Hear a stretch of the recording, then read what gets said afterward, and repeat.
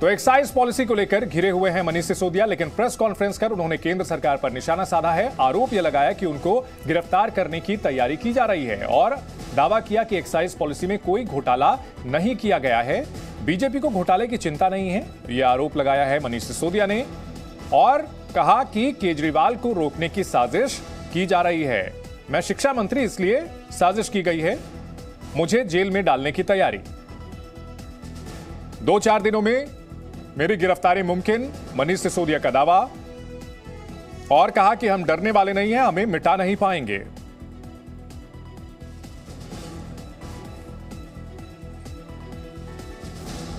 तो इस मामले को लेकर मनीष सिसोदिया ने एक्साइज पॉलिसी को लेकर के दावा किया है कि उन एक्साइज पॉलिसी में कोई गड़बड़ी नहीं हुई है, कोई घोटाला नहीं हुआ है। सहयोगी हमारे प्रमोद शर्मा इस बड़ी खबर पर हमारे साथ जुड़ चुके हैं, जो कि मनीष सिसोदिया के आवास पर ही मौजूद हैं।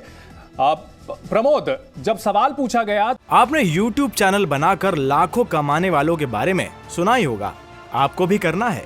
YouTube चैनल को कैसे बनाना है, इसके बारे में डिटेल में सीखना है तो फ्रीडम ऐप को अभी डाउनलोड कीजिए। तो उन्होंने जवाब नहीं दिया। क्या वजह है इसकी कि मनीष सिसोदिया सीधे जवाब देने के बजाय इस मामले में केंद्र सरकार पर ही निशाना साध रहे हैं?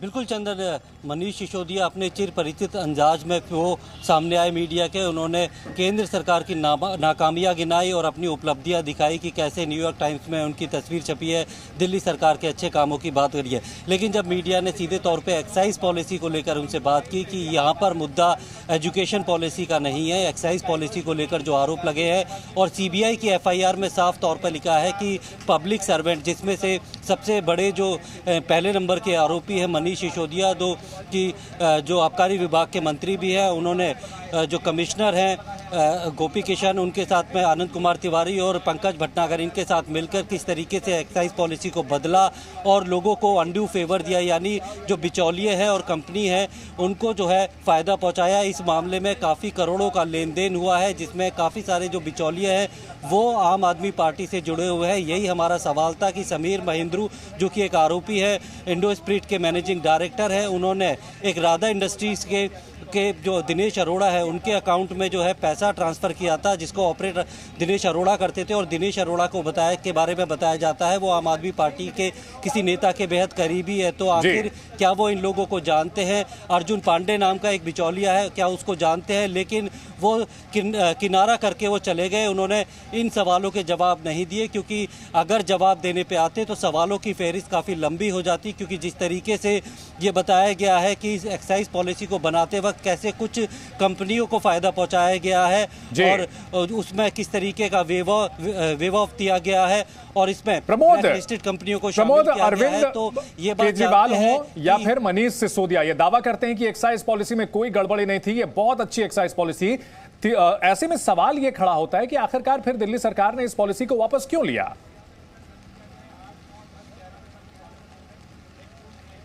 देखिए, दरअसल ये एक्साइज पॉलिसी में जो गड़बड़ियाँ थी, इसको उजागर करने वाला कोई भारी आदमी नहीं, बल्कि दिल्ली सरकार के ही चीफ सेक्रेटरी ने पूरी जांच करने के बाद एक जांच रिपोर्ट जो है वो LG को सौंपी थी कि जो एक्साइज पॉलिसी को जो बनाया गया था उसमें जो नियम होते हैं, जो तय नियम के हिसाब से उनको दरकिनार कर दिया गया है, उन्हें गलत तरीके से बनाया गया है। यानी कि जो प्रक्रिया है वही पूरी तरीके से अनदेखी इसमें की गई है और इसमें चंद जो कंपनी के मालिक थे, L1 ठेके, या उनको फ़ायदा पहुँचाया गया है, ऐसे कंपनियों को फ़ायदा पहुंचाया गया है। तो पूरी प्रक्रिया को गलत करार दिया था, जिसके बाद LG ने जो है CBI जांच की सिफारिश की थी और CBI ने अब जांच शुरू की है।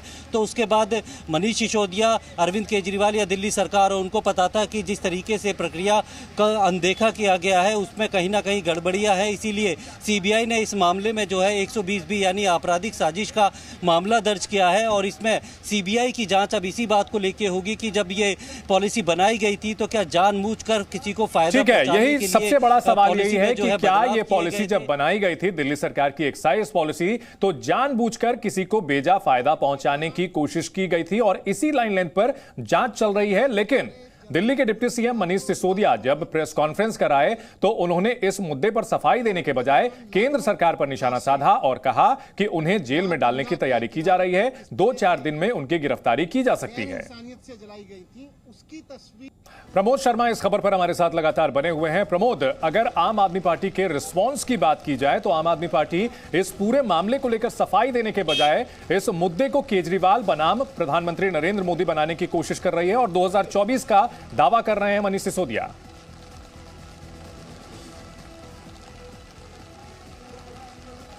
बिल्कुल, मनीष सिसोदिया जैसे ही मीडिया के सामने आए सबसे पहले उन्होंने इसी बात को कहा कि अब नरेंद्र मोदी के विकल्प के तौर पर जो है अरविंद केजरीवाल सामने आ गए और 2024 पर अरविंद केजरीवाल ही नरेंद्र मोदी के सामने विकल्प होंगे और बीजेपी वर्सेस आम आदमी पार्टी होगी। तो ये ऐलान करने के बाद उन्होंने अपनी उपलब्धियां गिनाई और बताया कि किस तरीके से उनको जानबूझ के केंद्र सरकार जो है सीबीआई का इस्तेमाल कर टारगेट करना चाहती है। उनकी अरविंद केजरीवाल की लोकप्रियता केंद्र सरकार डर गई। प्रमोद, आपको रोकना चाहेंगे, कांग्रेस नेता अजय वर्मा हमारे साथ इस बड़ी खबर पर जुड़ चुके हैं।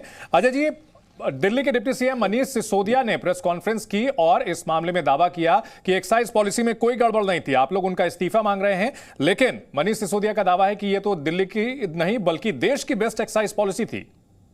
देखिए, वो लोग जो लोकपाल के ऊपर धरना प्रदर्शन करते थे, वो लोग जो भ्रष्टाचार के ऊपर धरना प्रदर्शन करते थे और भ्रष्टाचार के दलदल में आखंड डूब गए हैं और वादा कर रहे हैं कि साहब ये लड़ाई है, एक्चुअली में ये एक एजेंडा चला रहे हैं कि साहब ये लड़ाई है। इनका कोई खेल नहीं है। दिल्ली में इनके एक पंजाब के मंत्री जेल में है, दिल्ली के एक मंत्री जेल में है, दूसरे जाने की तैयारी में है। तो इसका जो ये दिख रहा है कि किस मामले में क्या हो रहा है, ये दिखाते कुछ है, हाथी के दांत खाने के हो रहे हैं और हाथी के दांत दिखाने के हो रहे हैं। एक्चुअली में जो बेसिक अप्रोच है, जो 140 करोड़ लोग हैं और दिल्ली के जो 2 करोड़ वोटरों से धोखा इन्होंने दिया है, धोखा किया है।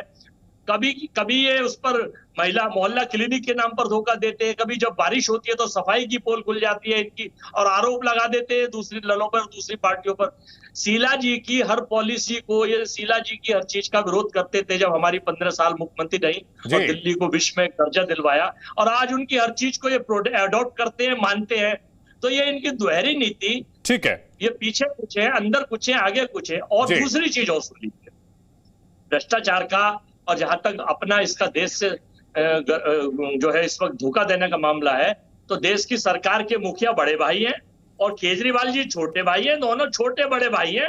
देश की जनता को बेवकूफ बना रहे हैं, 140 करोड़ लोगों को ठग रहे हैं। बहुत शुक्रिया अजय वर्मा जी, बहुत शुक्रिया जी न्यूज से बात करने के लिए। तो कांग्रेस ने निशाना साधा है अरविंद केजरीवाल पर और मनीष सिसोदिया पर।